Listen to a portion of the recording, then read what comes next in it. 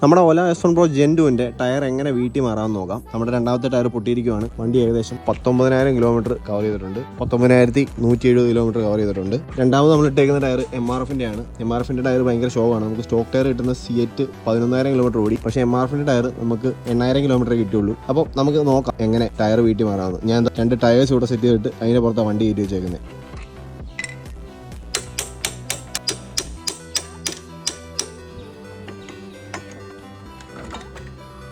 ഇതാണ് നമ്മൾ പുതിയ ടയർ. JKയുടെ പുതിയ ടയറാണ്. 1,400 രൂപയ്ക്ക് ഫ്ലിപ്കാർട്ടിൽ നിന്ന് കിട്ടി. എന്തായാലും നമുക്ക് ഇട്ട് നോക്കാം. ഇതിന് പ്രൊഫൈൽ വ്യത്യാസമുണ്ട്. അപ്പോൾ ഇത് അവിടെ തട്ടോ ഇല്ലയോ എന്ന് വെച്ചൊരു ഡൗട്ടുണ്ട്. നമുക്ക് എന്തായാലും ഇട്ട് നോക്കാം.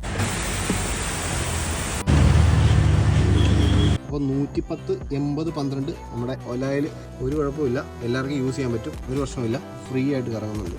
ഞാനത് ഫിറ്റ് ചെയ്തില്ല, ജസ്റ്റ് ആക്സിൽ കയറ്റിയിട്ടതേ ഉള്ളൂ. പിന്നെ നമുക്ക് ബ്രേക്ക് പാർട്സും ഇപ്പുറത്ത് ബെൽറ്റും കയറ്റിയിടാനുണ്ട്. അപ്പോൾ എൻഡോർക്കിൻ്റെ ടയർ ഒല യൂസേഴ്സിന് സെറ്റ്.